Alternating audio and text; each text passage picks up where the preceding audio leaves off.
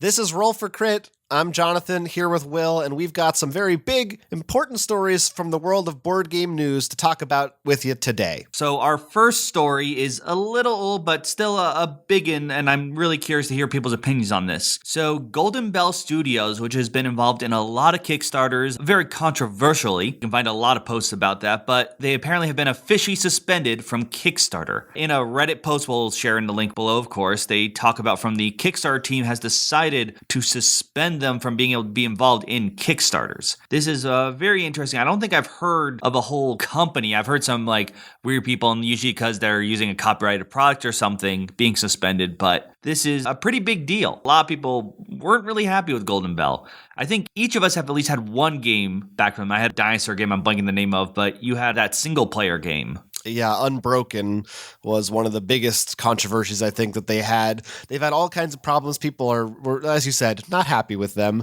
A lot of people I think are excited about this probably. They would like to see some sort of justice done, some sort of punishment, because it did seem like they would just keep getting away with being bad at making projects and having poor customer service, not being very good with the community outreach, not delivering actual products, a lot of different things that they just kept doing over and over again. And let's not forget the court case that they were in that should be on TV, I think, in April? Yeah, something like that. So, which we know that they lost. So we'll see exactly. So clearly not a great time to be an employee of Golden Bell. I think, though, there is some concern, too, that they might still just turn around and create a new company and just say, oh, well, this is some of the same people went off and started a new company and there's always loopholes. And Kickstarter, even though it seems like they're doing the right thing right now, they're not always super good about this sort of thing. They usually don't care as long as their bottom line's not affected. Yeah, the top comment is actually, hey, a new Kickstarter from Silver Bell Studios. So right. A lot of people are worried about that. And yeah, Kickstarter, I mean, they make their money by doing not much. Yeah. By having other people do stuff. So it is a bit worrying there.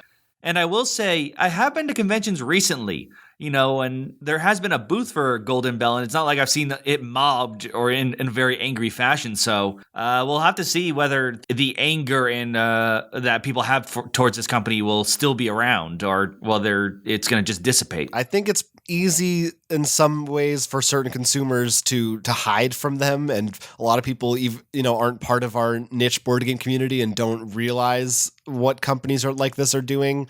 But hopefully something like this is a step in the right direction, and maybe if they continue to exist on Kickstarter, they'll learn the error of their ways. That's the optimistic outlook, but who knows?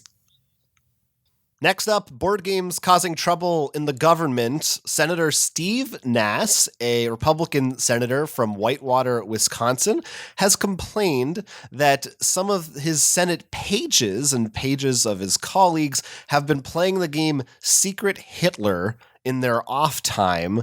If you aren't aware, Secret Hitler is a social deduction game that involves it's sort of a racy take on werewolf or mafia, in which you're trying to figure out who amongst you is, perhaps the liberals, the Hitlers. you understand that sort of thing. It's very tongue-in-cheek, very jokey, very humorous, not meant to be taken seriously. But they are concerned that this is setting a bad precedent, that it is not appropriate for a government workplace. But of course, some people have struck back a little bit and said, well, it's their off time. They're still doing their work when they need to. There's nothing really wrong with this. It's kind of funny just to see Secret Hitler being talked about in serious news in regards to the state Senate in some way. What do you think? Should they be disciplined for this? Does this have a place? Well, I'm usually of the thought that as long as it's not hurting anyone directly, who cares? As from what I can tell in the article, when they're told to do work, they do it. I can understand there's a bit of an issue, not even with the fact that Secret Hitler with Nazis now, in America at least, but also there's the Trump expansion, which they were very clear not to say which one they were playing, which I can understand there's some awkwardness there, in particular if the person's still in the presidency. Also with the fact that he seems to be firing now a lot of the people who were involved in the impeachment case he was currently in. So maybe some people are worried about their jobs. Yeah, I think it just comes down, if it's a free time, and it is a party game, and maybe not one of my favorite games of all time. I think it's fine when I played it. But, as long as people are doing what they should be doing, shrug shoulders. Yeah, I think that of all the things that you could be doing, this might be one of the more educational games in our current political climate. It's probably like it's stupid and goofy and obviously not really to be taken totally seriously, but there are things that you could be doing in your off time in the government that are less applicable, I think. I will sort of say, though, I actually would love to see many different politicians play some of these board games just to see how they'd act. Right. Because at least in America, watching a lot of the election results and trials, the court trials, I'm starting to see more things like board games and just like, oh, this is just a terrible board game rule, or oh yeah, that's just the meta they're playing. Like, so I'd love to see them play like even whether it's something like Secret Hitler, a bit more of a party hidden traitor kind of thing, or something more like Spirit Island, a very, very difficult cooperative game. Like, would Bernie Sanders and Warren be able to work together to save the island? I would just love to see that kind of stuff. Diplomacy. There's a lot of political lessons we could learn from different board games. Let's see them play that during their free time. Now let's move on to board game manufacturing and how a simple clerical error can cause huge issues.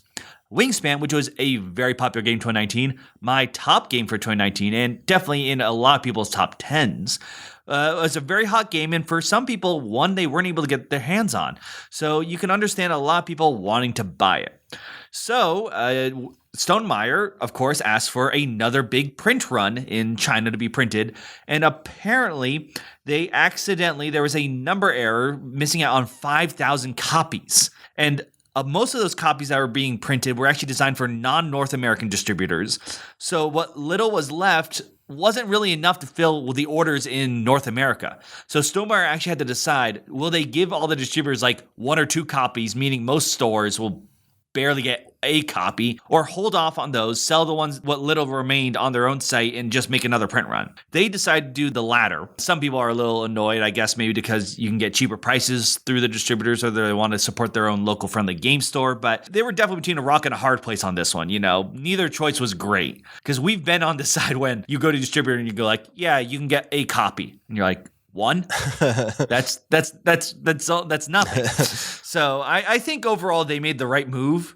It stinks either way, but I am also a little bit happy at least to see at least it's still selling. Yeah, it's rough after early on they had issues where they underestimated demand, and of course it was extremely hard for people to get a copy of Wingspan when it was first coming out, and so it seems like it's a struggle always with smaller companies. And Stonemaier Games, they're very transparent about their process with these things and how they try to figure out how to get enough copies and how to distribute them and where to put them out to and all this stuff. But it's hard. It's not an exact science. And yeah, errors like this, that can really, that drags everything down, unfortunately. Yeah, because you don't want to then overprint and then know, because everyone already had copies, but I guess not, even though, according to them, they have 300,000 copies are now in circulation worldwide. So that's crazy that they're still having an issue. Yeah. But I will add that they did say that they already have started another print run for North America. They called it mid-sized. Quotations, not exact sure the numbers there, and hopefully should fulfill what is needed in North America. They said the additional print run will arrive in July. However, when we get to our next story, we may find that might be delayed a little bit. If you're a consumer of board games, particularly from Kickstarters, perhaps, you're most likely familiar with the fact that China is where a huge amount, I would venture to say 99%, if not 100% of board game manufacturing takes place. It all comes out of there for various reasons. I'm sure you're also aware right now that we're dealing with the coronavirus epidemic that is currently taking place. Obviously, this is a huge news story. It's very scary for a lot of reasons. It's affecting human beings and the world on a number of levels, and the board game industry is not an exception to that. China is shutting down down a lot of these factories for safety reasons because they really want to make sure that they can try to contain this before it gets any worse than it already has. Typically, each year around this time, the manufacturers shut down because of Chinese New Year, but now that is going to be extended because of the virus. China is taking a lot of precautions. They really don't want things to get out of hand any more than they already have. We've heard from a number of publishers, including Restoration Games and Pandasaurus Games, that they're going to have to delay, or they're certainly worried about future delays for products that they are putting out in China because these factories are not being reopened at this point. So this is obviously a huge deal because, like I said, China is the place for board games, and if this continues, then there's a chance we might have some serious delays for every Kickstarter that's currently in production, which is sometimes the bulk of our board games that come out in the US and all over the world, really. Yeah, it's an issue that you don't think about and you don't realize it's too big until it really hits.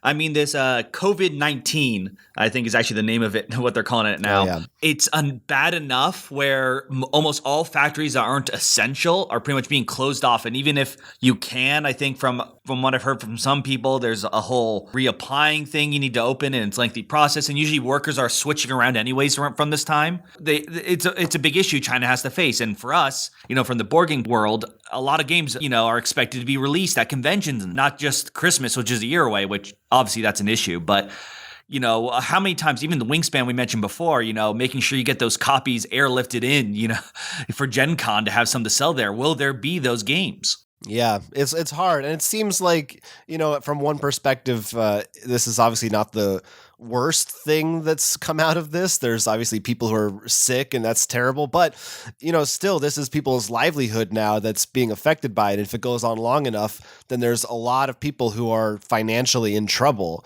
And it has worldwide repercussions. Yeah, with these factories closed, I mean, whether what your thoughts on Chinese-made products or not, for a lot of companies, it's a big deal. They're probably expecting to have some sort of a profit, for a certain month. And if that gets pushed, that can be a big issue. Even Kickstarters, sure, they got a lot of money up front, but multiple Kickstarters will then sell copies afterwards and thinking, then I can bring this up to maybe even a bigger publisher or sell it at a convention. And if they don't make that convention, that could be a big issue.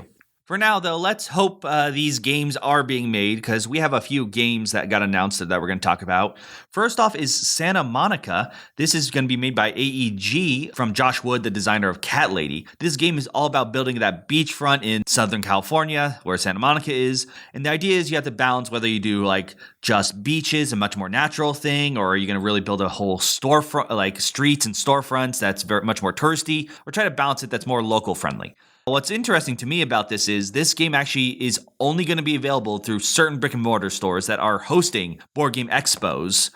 We actually talked about this a while back with Renegade Game announced 2 games that were going to be demoed and sold at the board game expo. I am curious how this goes, and this becomes a bigger thing.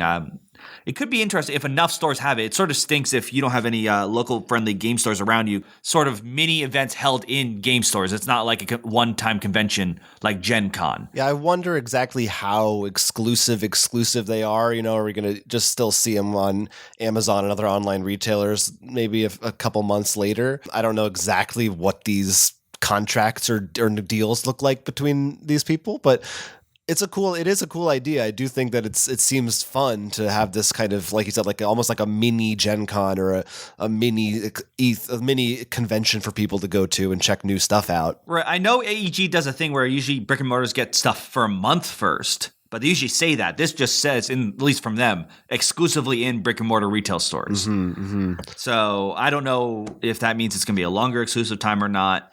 It's definitely something you need to balance, but I am curious about this Board Game Expo more and more. And I mean, I hope it does well. I mean, it's always more is better, right? Yeah, the game itself looks cute. I like the design of it. It seems like a fun little kind of, I guess, a tableau building game. You get to make your little, your little storefronts, your little beachfront condos and things. It looks cute. Yeah, it really makes me miss for a warmer climate right now. Yeah, I'll tell you that. That'd be nice. I would like to have that right now. And Libelou has announced a new follow-up to Mysterium titled Mysterium Park. They have a little teaser trailer which shows us some artwork, a logo, a little bit of mystery and intrigue, but no specific gameplay details. It sounds like this is not going to be an expansion for Mysterium, which is a deduction game in which one player is a ghost and the other players have to try to figure out how they were murdered using a series of clues. This is going to be a sequel, a standalone game, and it's going to have players interacting with a new ghost. This time it looks like at a carnival or theme park, Coney Island type environment. I don't know how different this is going to be from the original Mysterium, but it does seem like this genre has really taken on a life of its own after Mysterium came out. We've seen a few other series, different publishers, do their own takes on it, so it makes sense to me that now Libelou would say, we need to come out with the next step. So I wonder if this is going to be very different, a very much of a spin-off, or almost like a 2.0, like the same idea, but maybe some refined edges. Which of those would you prefer to see?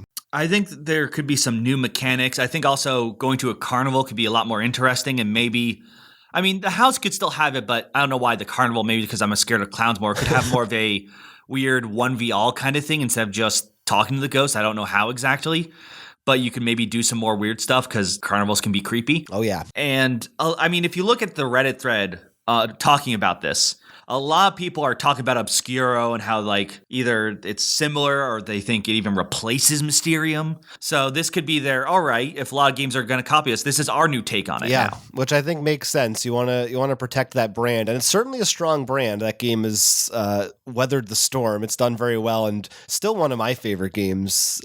Yeah, no, well, even more because I didn't know there was so much love for Obscuro over Mysterium that now I'm like, and as you said, it's one of your top games. So now I really want to play that now with you and just see how you would feel about that. And then, of course, whenever Park comes out, to play that and be like, okay, we like these aspects or this, or would this be a replacement for Mysterium as well? It's very interesting. I'm curious to hear what other people would want to see outside of just, of course, new artwork, new characters, new things to guess about. Well, that's the thing I'm curious about because the wording of it is a sequel and not an expansion. Like, to me, if it was just more cards with art and not mechanically different, then it would just be sort of a standalone expansion. Right, so there's got to be something new. There's got to be some kind of a twist in there that we haven't heard about. Yeah, and that's what I'm hoping for. I'm hoping that they added new twists, because I think you could. I think you could come up with some new fun things. Those are the news stories that we are covering today. Let us know in the comments what you think. What do you want to see in a new Mysterium game? Do you have any thoughts on all these different government and legal issues and China? There's a lot of really heavy stories this week. Also, don't forget, we are currently running a contest to win a copy of the game Chaosmos. You can find it at rollforcrit.com/Chaosmos. And this is in honor of the new Kickstarter for the new expansion that's currently up there. So definitely look at that. You can win a game for free. You don't want to miss that.